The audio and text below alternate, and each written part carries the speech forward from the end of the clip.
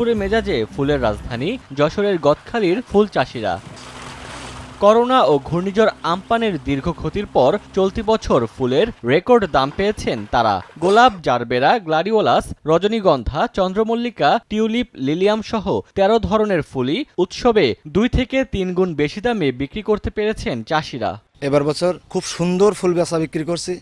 আসলে এই দিনটার অপেক্ষায় আমরা ছিলাম। এবার সবচেয়ে বেশি দামে ফুল বেচা কেনা করেছি, এতে আমরা আলহামদুলিল্লাহ। করোনা ভাইরাসের কারণে যে সবগুলো ক্ষতি হয়েছে এগুলো আমরা এই বছর পোষাই গেছে। রকমারি ডিসকাউন্টের উপরে শুধুমাত্র নগদ দিয়ে পেমেন্ট করলেই পাবেন আরো ২১% ক্যাশব্যাক।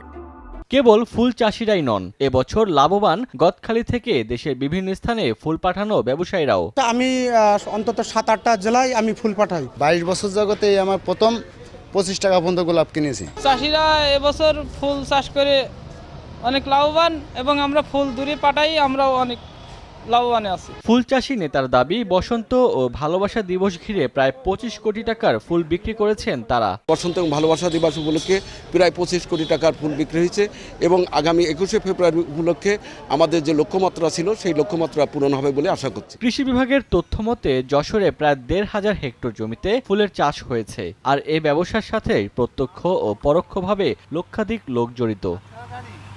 সময় সংবাদ, যশোর।